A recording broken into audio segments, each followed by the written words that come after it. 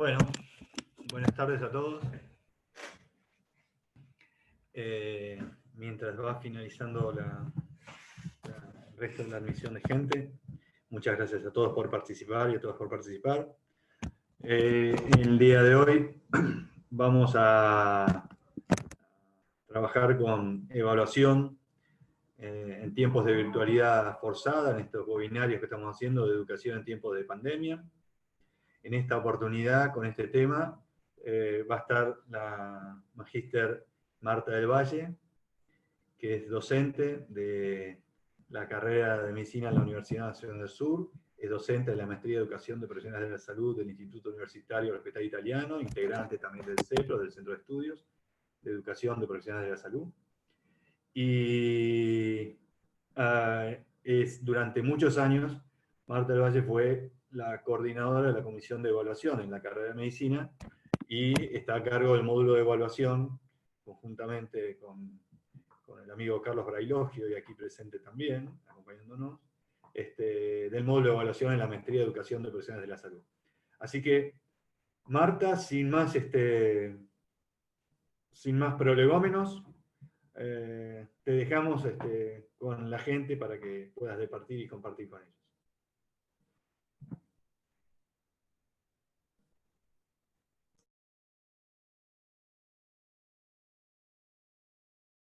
Abrí el micrófono, Marta. Tu micrófono, Marta.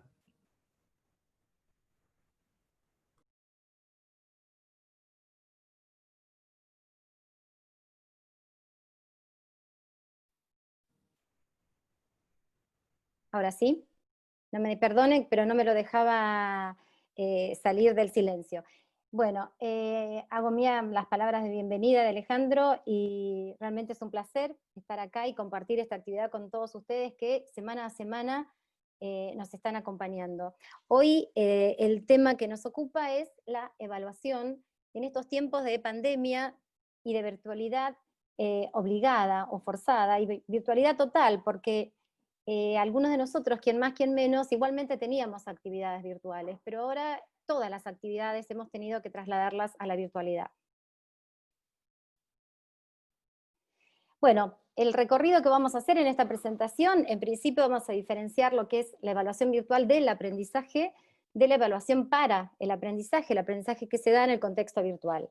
Segundo, me gustaría que tuviéramos oportunidad de reflexionar acerca de la utilidad de los instrumentos de evaluación que contamos en la virtualidad y cómo nos ayudan algunas herramientas disponibles. Y por último, compartir algunos tips para tomar decisiones en este contexto donde la certeza no es la misma que teníamos antes, por eso puse contexto de incertidumbre.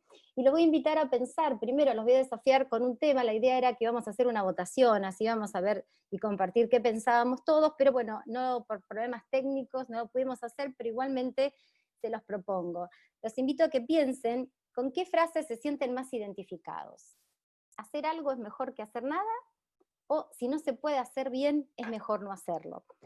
Lamentablemente no puedo ver las votaciones de ustedes, ya les digo, pero me hubiera gustado mucho conocer su respuesta, pero entiendo que ustedes lo que quieren saber es si estamos en evaluación, si esto tiene una respuesta correcta. Y sí, por supuesto que tiene una respuesta correcta, tiene una respuesta única y inequívoca, y es la siguiente: depende. Que podamos hacer algo mejor que nada, o que si no lo podemos hacer, mejor no hagamos nada, depende. ¿Y de qué depende? Depende del propósito de la evaluación. Porque lo importante es saber para qué estamos evaluando y para qué vamos a evaluar. A partir de poder contestar el para qué, vamos a poder seguir contestando el resto de las preguntas de evaluación que siempre tenemos que hacernos. ¿Para qué evaluamos? ¿Lo vamos a hacer como una evaluación de proceso formativo o queremos una evaluación final sumativa? ¿Qué vamos a evaluar? Vamos a evaluar conocimientos, habilidades, destrezas, actitudes, y a partir de decidir qué, vamos a elegir cómo, es decir, con qué instrumentos vamos a evaluar, qué instrumento vamos a utilizar, cuándo, es decir, en qué momentos del programa vamos a implementar esos instrumentos, y quiénes. ¿Solamente los docentes van a evaluar? ¿Vamos a promover actividades de autoevaluación? ¿Vamos a proponer evaluación de pares? Nada de esto es posible si no contestamos la primera pregunta. Por eso la respuesta correcta era depende. Cuando contestamos esa pregunta de para qué queremos evaluar, necesitamos diferenciar dos cosas. Una cosa es la evaluación mediada por tecnología, la evaluación del aprendizaje convertida en electrónica, y otra es la evaluación que necesitamos hacer para que el aprendizaje tenga lugar en estas actividades virtuales o en línea que les estamos proponiendo a estos alumnos, a nuestros alumnos en este contexto. Respecto a los exámenes electrónicos, existen numerosos programas y herramientas, la web está lleno de tutoriales, por eso yo voy a ser muy corta en este tema, de un montón de programas, actualmente muchos con gamificación, que se llama, que es hacerlo con juegos, hacerlo lúdico, con competencias. Nosotros tenemos cierta experiencia con el Kahoot, y fundamentalmente todos los docentes usamos las herramientas del Moodle. Así que me voy a detener a explicar algunas de las herramientas del Moodle, porque me parece que todos tenemos la posibilidad de contar con ellas en nuestras instituciones. Respecto al Kahoot, es un lindo programa, es de licencia libre hasta 100 participantes, y que nos permite usarlo, por ejemplo, durante un seminario, cuando están los estudiantes trabajando, como evaluación formativa final. Podemos proponer una serie de preguntas, esto es de una unidad nuestra de sistema nervioso, donde proponemos las preguntas, los estudiantes se loguean y contestan desde el celular. Y lo interesante es la respuesta que nos dan, el output, donde podemos ver, por ejemplo, de las 8 preguntas que nosotros planteamos, un 61% fueron correctas. También puedo ver estudiante por estudiante si acertaron cada una de las preguntas, que pueden ser verdadero o fácil a desarrollar, puede ser verdadero o falso, perdón, múltiple choice. Y ahora íbamos a hablar de las herramientas que nos da el Moodle, que es la que tenemos todos. Con el Moodle podemos hacer exámenes finales, exámenes de autoevaluación y evaluación de pares. Para esto lo que necesitamos es estar logueados como profesor, con permiso de edición. Nos metemos en el menú de acciones, que ven acá arriba a la derecha, desplegamos el menú de acciones, se despliega la lista, y lo que tenemos que cliquear es donde dice aún más. Cuando se abre aún más, se abren las oportunidades que tenemos de evaluación. Y allí tenemos el banco de preguntas, donde podemos hacer nuestras propias preguntas, o también podemos importar y exportar de otros cursos. ¿Cómo se hace? Se cliquea en una nueva pregunta y se me despliega la cantidad de tipos de preguntas que puedo hacer. Puedo hacer preguntas de múltiples choice, puedo hacer preguntas de ensayo, numéricas, imágenes, y que se pueda poner los nombres de la imagen. Por ejemplo, si uno quisiera hacer una evaluación de anatomía, poner un sistema y que ponga los nombres de los aparatos, por ejemplo, se podría hacer. ¿Cómo se hace en el curso? Debemos tener la parte de edición habilitada, añadir una actividad o recurso, y se despliega la barra de actividades o recursos que tiene la plataforma Moodle. En ese caso puedo elegir cuestionario, por ejemplo, los cuestionarios es lo que más usamos para las preguntas, importamos del banco de preguntas o las podemos hacer ahí mismo. Podemos usar la herramienta lección. La herramienta lección es una muy buena herramienta que se usa como autoevaluación. Y ahí lo bueno es que es la evaluación como aprendizaje, porque el estudiante va contestando las preguntas que pueden tener una respuesta inmediata, automatizada, si es correcta, por qué es correcta, y si no es correcta, por qué no es correcta, y se usa mucho, por ejemplo, nuestros amigos de la Universidad del Noreste, Viviana Navarro, la doctora Navarro, lo utiliza para hacer microlearning, con muy buenos resultados. Y también la herramienta taller, que lo que nos permite es desafiar a los estudiantes a hacer evaluación de pares. Como el tiempo nos corre, ya que me comí demasiado tiempo por problemas tecnológicos, no vamos a ahondar en esto, pero es muy intuitivo. Si ustedes tienen ganas de meterse en el Moodle, lo pueden recorrer. Ahora bien, si estamos hablando de trasladar los exámenes de un formato presencial a un formato virtual, tenemos que garantizar que los instrumentos también son válidos y confiables. Es decir, tenemos que preocuparnos por el rigor de nuestros métodos de evaluación electrónica, de la misma manera que lo hacemos en la evaluación presencial. Y si vamos a cambiar los formatos tradicionales, tratemos de que sean algunos a otros que permitan valorar algo más que la memoria de los estudiantes. Perfecto. Bueno, en algún momento va a pasar la diapositiva. Lo que quiero decir con esto es que aprovechemos las oportunidades que nos da para hacer evaluaciones más creativas. Dentro de la evaluación también del Moodle podemos hacer evaluación de proceso, no solamente las evaluaciones de examen final. Para esto podemos hacer una evaluación de proceso cualitativa, que son los informes que me presenta el Moodle, que en la misma pantalla los puedo elegir. Por ejemplo, todas las actividades del curso, yo puedo ver por cuántas personas fue leído la guía del curso, o los foros de equipo, o los foros de intercambio, cuántos usuarios entraron a leerlo muchas veces, es decir, cómo anduvo el curso, cómo se manejó. Los registros, puedo elegir ver los registros de un participante, de un estudiante, si leyó, si bajó el material, si participó con mensajes, o la participación en el curso. Acá tengo elegido a los profesores para que no se me ofendan los estudiantes.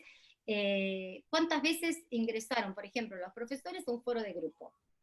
No vayan a pensar con el número, si lo están viendo, que yo soy muy intensa, lo que pasa es que coordino este módulo por eso, y hay docentes que no son profesores. Ahora bien, esta evaluación que estaba haciendo cuantitativa es lo mismo que si yo me paro en la puerta del aula, espío por la ventanita y miro cuántos alumnos hay, cuántos levantan la mano, cuántos hablan, cuántos pasan al pizarrón. Pero no los estoy evaluando, no estoy escuchando lo que dicen. Para hacer una verdadera evaluación tengo que abrir la puerta y tengo que entrar al aula. Y esta es la evaluación cualitativa de los recursos del Moodle. Tengo que ver la participación en los foros. Los foros son un recurso pedagógico muy importante, siempre y cuando el docente esté ahí participando de ellos y leyéndolos, igual que evaluando la calidad de las tareas o la contribución a las actividades colaborativas. Es decir, si propongo un drive, tengo que meterme al drive y leerlo y ver cómo están participando. ¿Qué quiero decir con esto? Que si voy a proponer actividades virtuales, no debo proponer más actividades de aquellas que puedo monitorear, auditar y valorar también en línea. Es decir, el docente tiene que ser un recurso real en esta actividad virtual, porque la actividad es real, no es virtual, hay que ser parte. Entonces tenemos nuevos desafíos, porque seguramente va a pasar mucho tiempo hasta que esta diapositiva represente el aprendizaje colaborativo, porque ahora tiene otro formato. El aprendizaje colaborativo ahora se presenta de otra manera. Hay un nuevo escenario, ya no tenemos alumnos o participantes alrededor de una mesa, sino que los tenemos así, alrededor de una red, en una nube. Por lo tanto, tenemos un nuevo rol, que es cómo hacemos para valorar el trabajo colaborativo que sucede en línea. Y esto representa también un nuevo desafío, una nueva oportunidad, que es visualizar la cognición distribuida.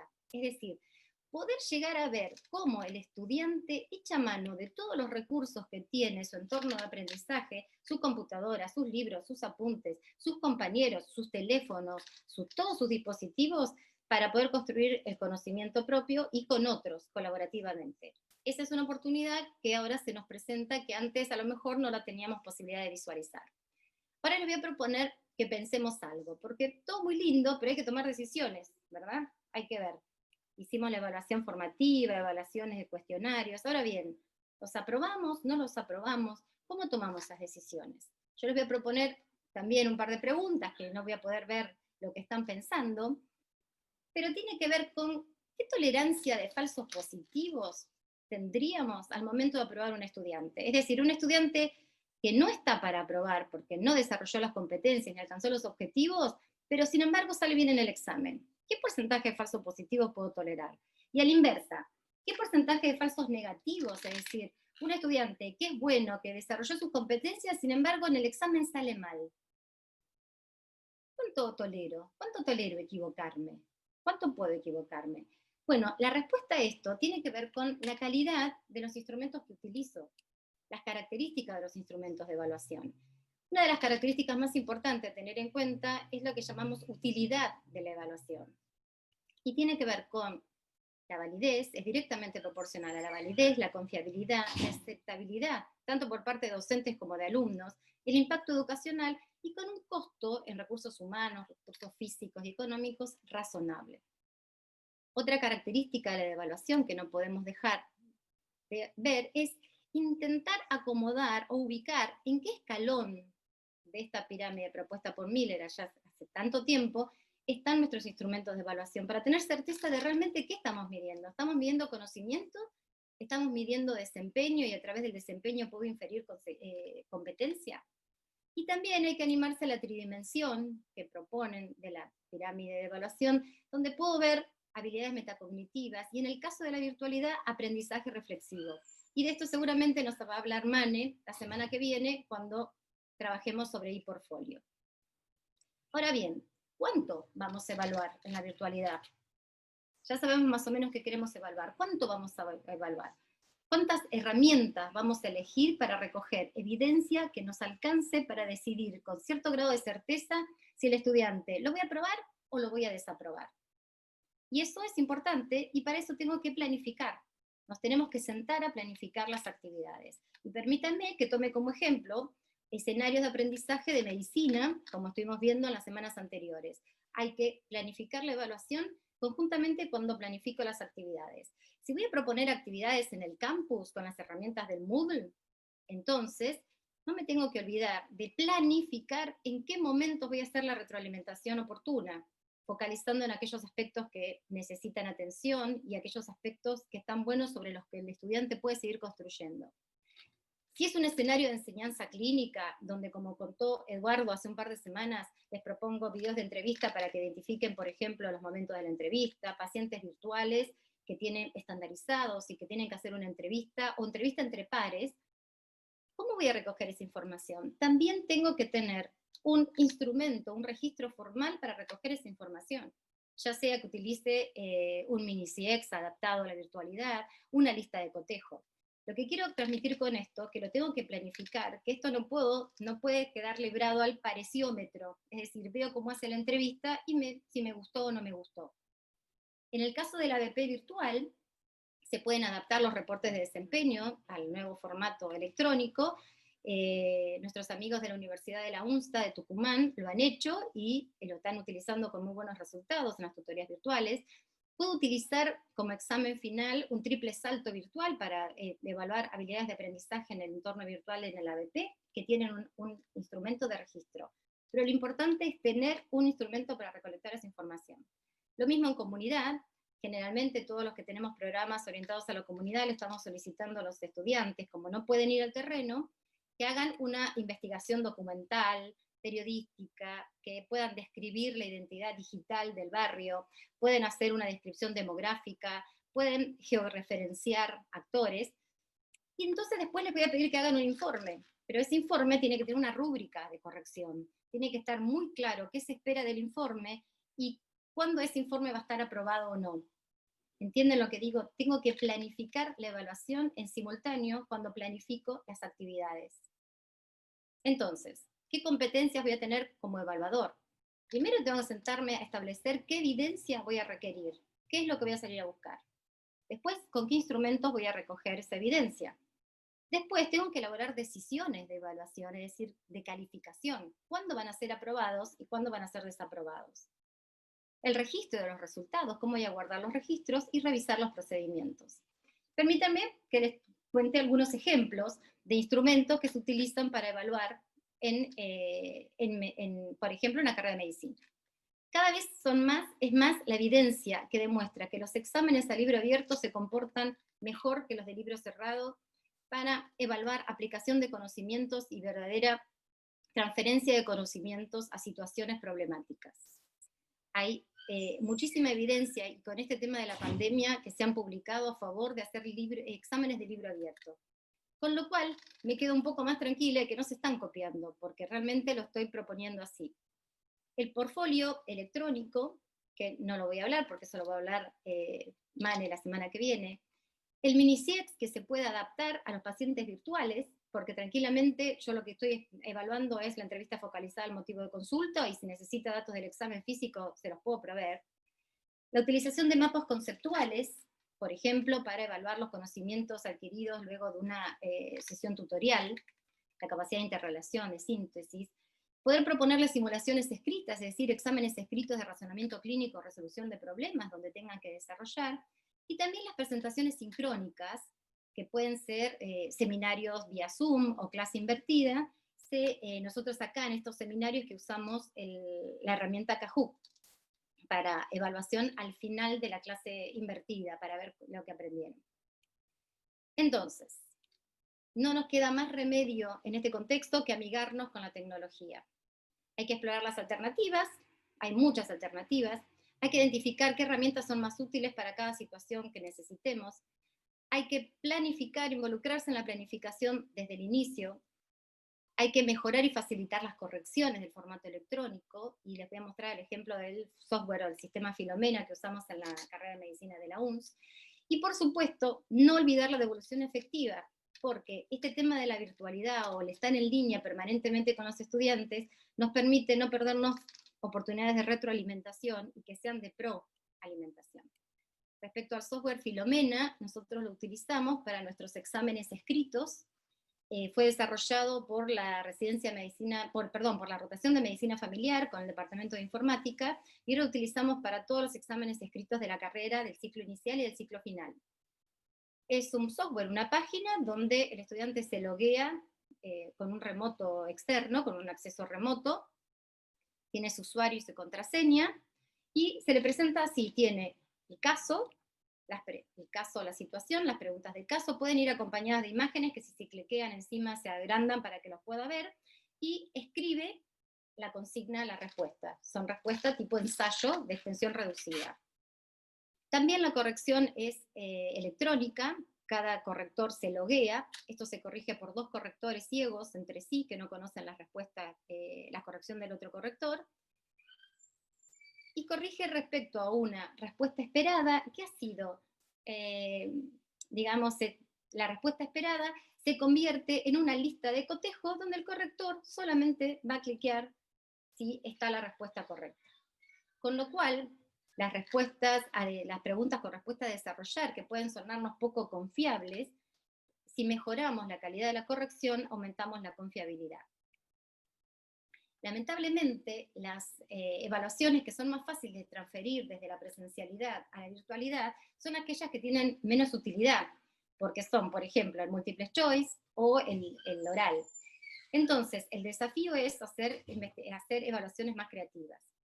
¿Cómo debe ser la evaluación en la virtualidad? Coherente con la metodología de enseñanza-aprendizaje que se proponga, sistemática y oportuna, porque puedo estar en línea y dar devoluciones efectivas, multimodal, porque si voy a hacer evaluaciones sumativas, piensen que la evaluación sumativa es una medida, es una medición, y una sola medición no es correcta, tengo que hacer varias oportunidades, varios instrumentos, varios evaluadores, estructurada y creativa. Hay que empezar a ser creativos con los instrumentos de evaluación. Y por último, era otra votación que teníamos pensado, les voy a proponer que me contesten esto. ¿Qué característica de la evaluación en la virtualidad considera más importante? ¿La validez, la confiabilidad o el fraude? Entendemos por validez asegurarnos que estamos evaluando lo que nos propusimos evaluar cuando lo planificamos. Confiabilidad para garantizar que las decisiones de alto impacto para el estudiante y la familia o para la sociedad, nunca perdamos de vista la responsabilidad social que tenemos como universidad, sean correctas. Y el fraude, es decir, no solo el hackeo de exámenes y copia, sino la certeza de la identidad de quien está realizando la evaluación detrás de la pantalla.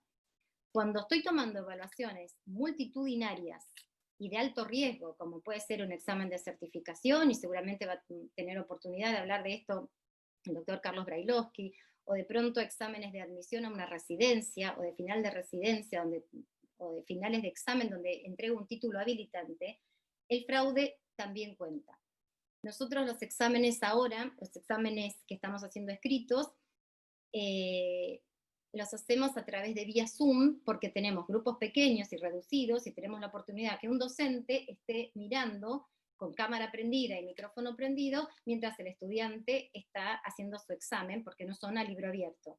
Pero cuando son multitudinarios, la verdad que necesito tener algunos programas de protección.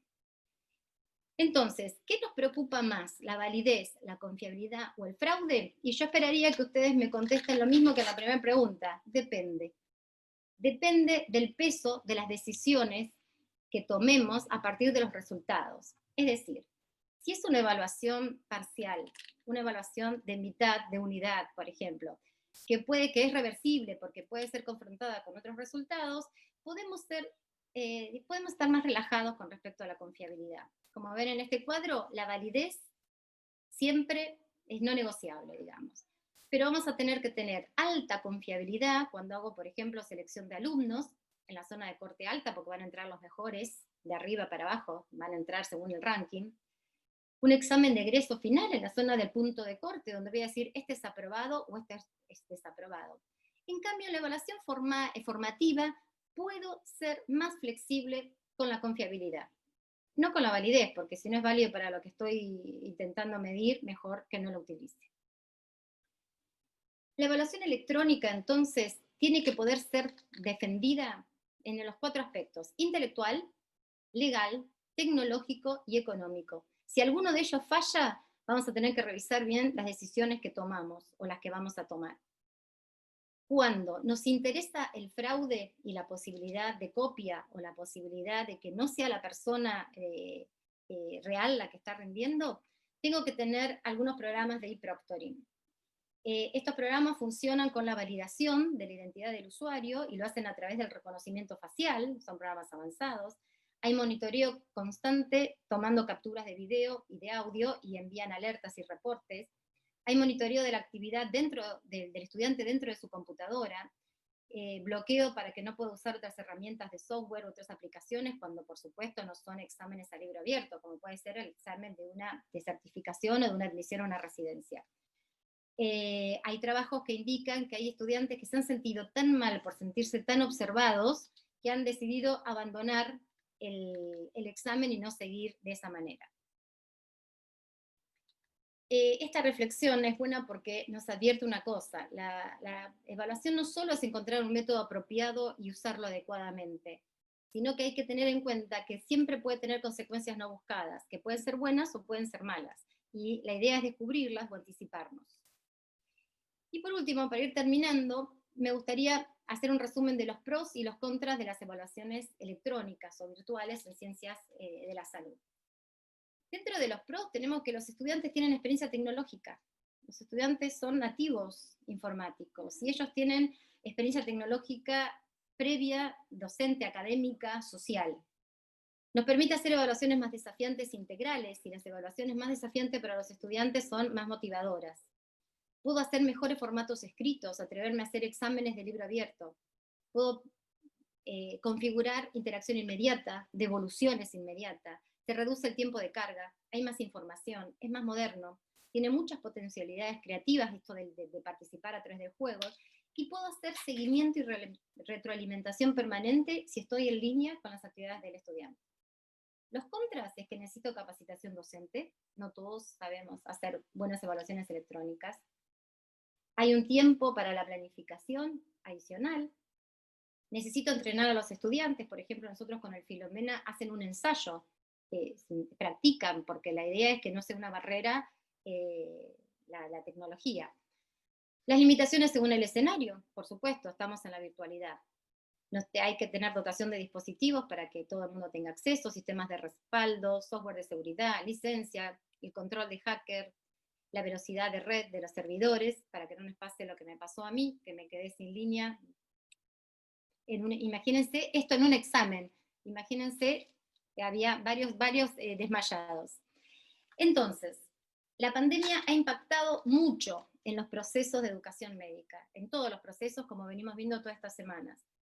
Mientras dura la crisis, es importante desarrollar formas creativas de evaluación que nos permiten seguir manteniendo los estándares de la educación médica, es decir, necesitamos hacer buenas evaluaciones. Y nos tenemos que adaptar a las limitaciones ambientales y sociales que han sido expuestos. Pero esta crisis nos da la oportunidad de desafiarnos a hacer algo más que trasladar lo que hacíamos presencial a hacerlo en un formato virtual. Esta frase que impacta un poco, pero es real, dice que los estudiantes pueden con dificultad escapar de los efectos de una mala enseñanza, pero no pueden escapar de los efectos de una mala evaluación. Y podríamos agregar que la sociedad no puede tampoco escapar de los efectos de una mala evaluación si tengo un falso positivo, digamos, ¿no?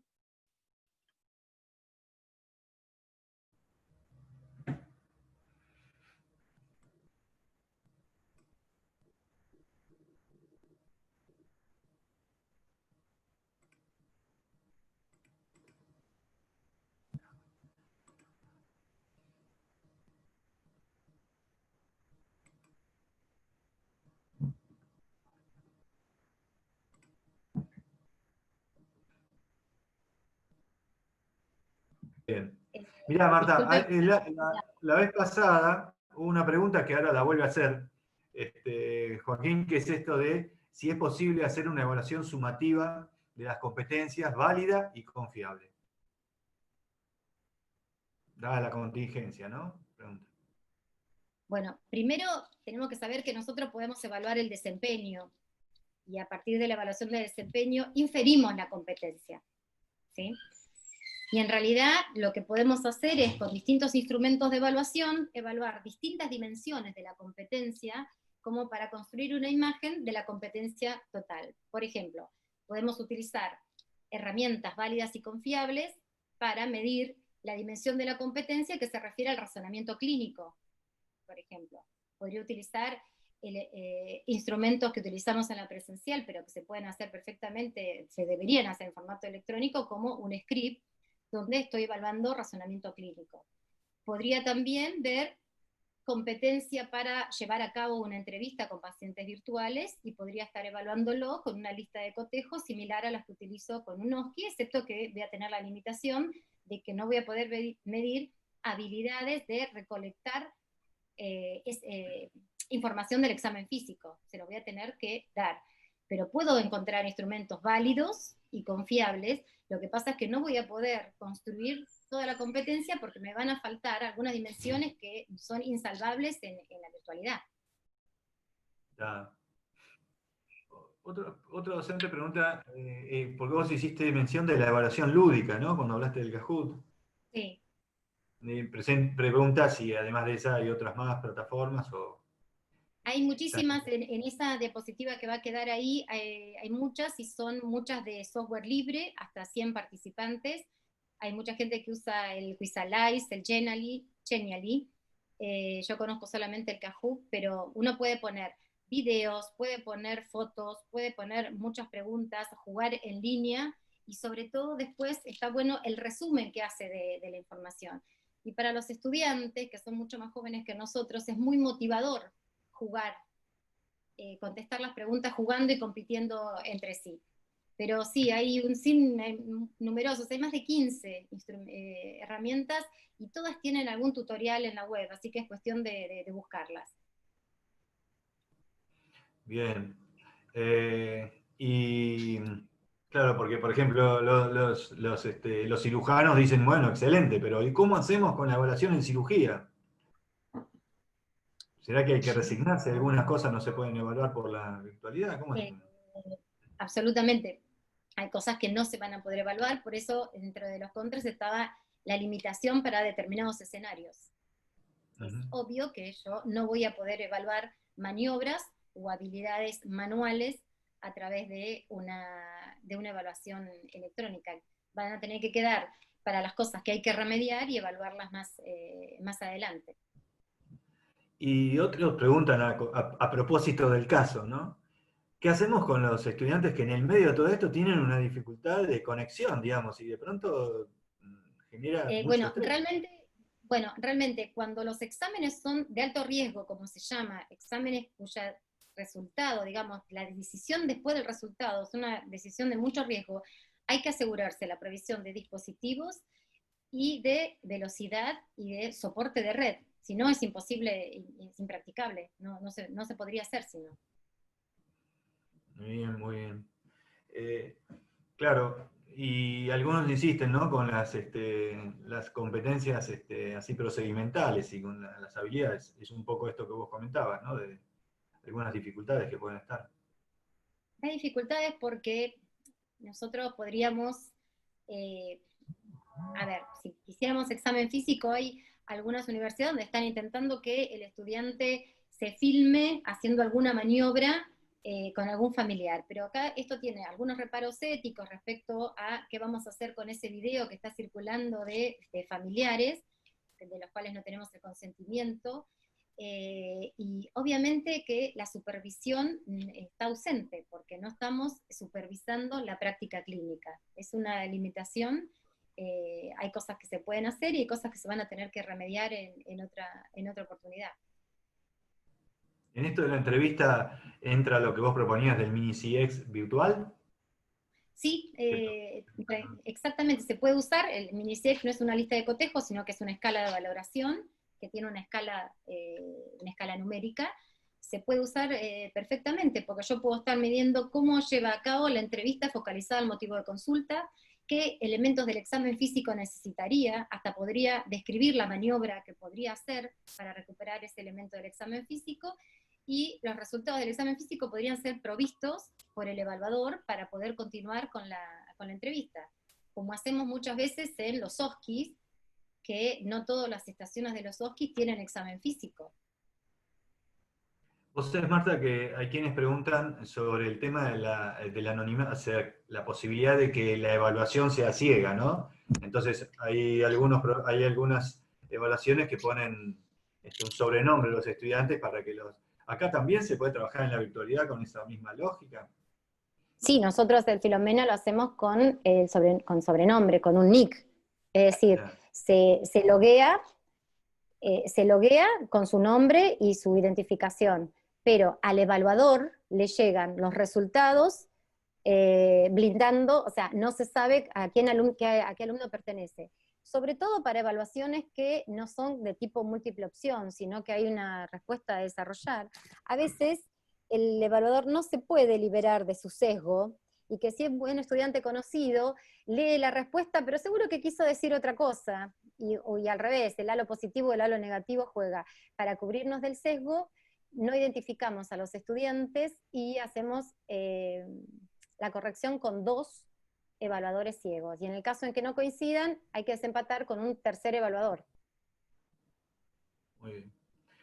Bueno, Marta, no hay más preguntas. Y en honor de todo el esfuerzo que has hecho y que las idas y vueltas, nada. Bueno, hay algunos que ya te están pidiendo que se organicen un curso sobre esto. Te dejamos el cierre. Bueno, en realidad pedir disculpas por el problema tecnológico. Si yo les digo que todos mis temores sucedieron hoy, no me van a creer. Todos mis temores, toda la lista, el checklist que había hecho de cosas que no quería que fallaron.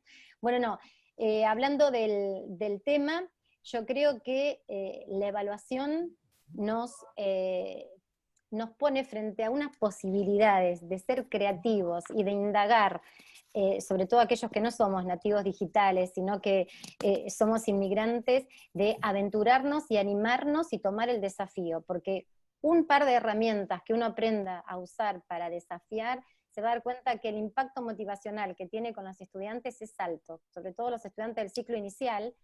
Nos pasa con los estudiantes de primer año, que a los que prácticamente no conocemos, y les proponemos estas evaluaciones formativas o autoevaluaciones con juegos, y realmente nos da mucha sorpresa.